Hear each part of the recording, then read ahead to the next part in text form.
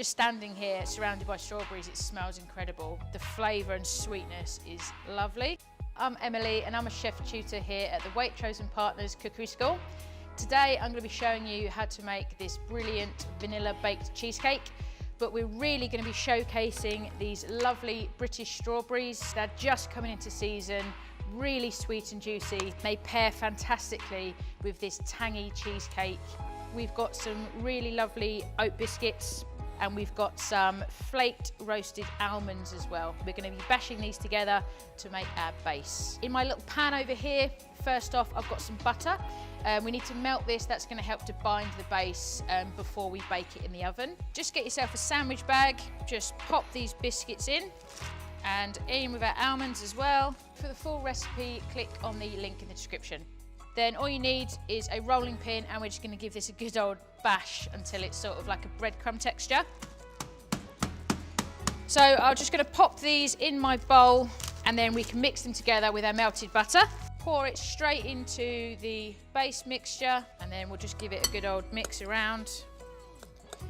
Pour it straight into our lined tin. You want to make sure you've got a nice even base. With a spoon, you can see it can be quite awkward, especially when you're trying to press down right in the center. If you just grab yourself a tumbler, and if you just use the base and just press that down and give that base a good squash down so it's really nice and even. I'm going to pop this in the oven at 180, and it should take about 5 minutes.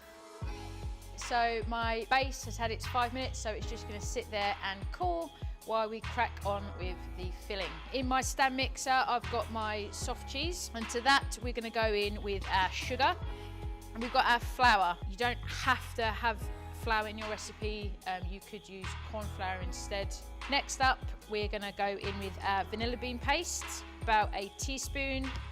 We're going to give it its first sort of mix and combine together. Now, it's important to do this slowly and gently. We don't want to incorporate too much air into our cheesecake. We really need to sort of be slow and steady when we're doing this. So next, we're going to be going in with our sour cream. Obviously, it's a really sort of indulgent cheesecake, but having this sort of sour element along with those really lovely sweet strawberries is really, really lovely together. Give it another whisk. So now we're going to add our eggs. So I've got 2 egg yolks, and then we've got 4 whole eggs. I'm going to add the eggs in sort of in stages, one by one, on that gentle speed again. And I'll just crack each egg in. And you want to sort of make sure that each egg is quite evenly incorporated in there before you go in with the next one. So they're all nicely mixed together, and then you can just go in with those 2 extra egg yolks, so 1 yolk at a time. And then lastly, we've got our lemon juice and just a pinch of salt in there as well. And at that point, once you've had everything in there, we're going to turn this off. Okay, we don't want to over whisk it. So it's looking really, really good. Nice, really thick, velvety mix.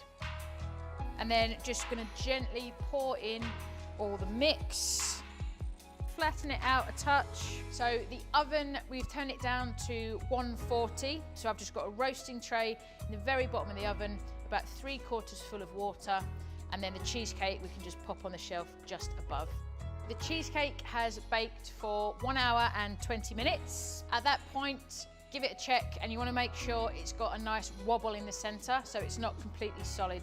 At that point, we're going to turn the oven off, and it's left in there for about 45 minutes to cool down very, very gently, but also sort of continue to cook in the residual heat left in the oven. So I'm going to leave the cheesecake at room temperature to cool down for about an hour, and then we want to chill it in the fridge for at least 4 hours.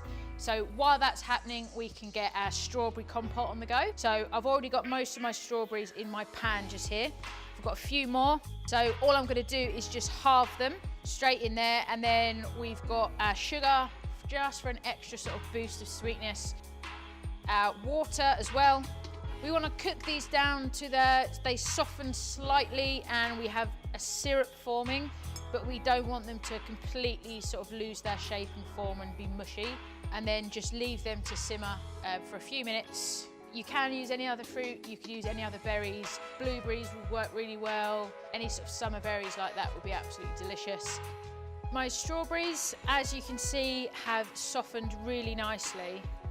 So at this point, what we're going to do is take the strawberries out, pop them in a separate bowl.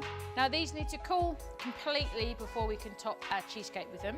But with the syrup, we're going to continue to reduce this slightly. We want this to be really nice and thick to finish on top of the cheesecake. Our cheesecake is nice and chilled, so we're just going to go on top with our strawberries and then just an extra little bit of syrup. You got the tangy flavour of the cheesecake and the sweetness of these delicious strawberries. This is a really, really delicious recipe, so tasty.